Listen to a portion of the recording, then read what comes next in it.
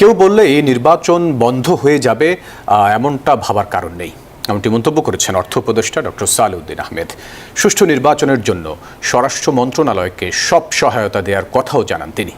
বুধবার সচিবালয়ে সার্বজনীন পেনশন অ্যাপ উদ্বোধন করেন উপদেষ্টা।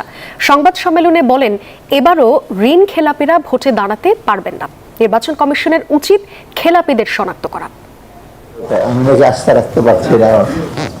জাতীয় পেনশন কর্তৃপক্ষের আয়োজনে ইউনাইটেড পেনশন অ্যাপের উদ্বোধন উপলক্ষে সংবাদ সম্মেলনের আয়োজন করে অর্থ মন্ত্রণালয়।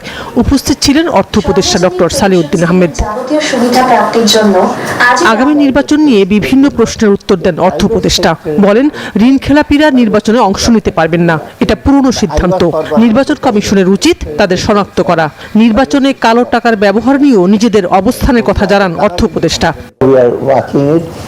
কারো টাকা যাতে আমিও সবসময় অর্থনৈতিক উন্নতি রাজনৈতিক কালচারের সাথে এখন যদি ওনাদের এনকারেজ করে টাকা পয়সা দিয়ে এসে করবেন, নমিনেশন দেবেন, ভোট দেবেন। ওদের স্বপ্ন পূরণে পাশে থাকতে পেরে আমরা গর্বিত। তখন আমি তো অর্থ মন্ত্রণালয় থেকে কিছু বুঝতে চাই। ঋণ খেলাপি তো থিওরিটিক্যালি পারে না তো। ঋণ খেলাপি আমার সময় একজন ঋণ খেলাপিও পায় নাই। মানে নিয়ম কিন্তু ইলেকশন কমিশন ঋণ খেলাপি দেখবে লাস্ট ডে পর্যন্ত, কিন্তু বাংলাদেশ ব্যাংকের সিআইবি এখন তার সুবিধা তো ব্যাংকের কাছেই তো আছে, কিন্তু প্রবলেমটা কি কোর্টে একটা স্টে অর্ডার নিয়ে আসে। উপদেষ্টা বলেন, কেউ বললেই নির্বাচন বন্ধ হয়ে যাবে এমনটা ভাবার কারণ নেই। আগামী নির্বাচন অবশ্যই সুষ্ঠু হবে।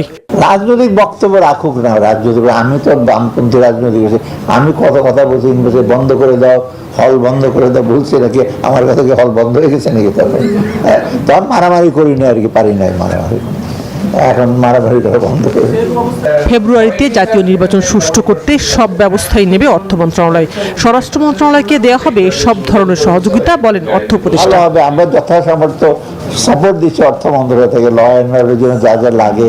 শানাজি আসমিন, নিউজ 24, ঢাকা।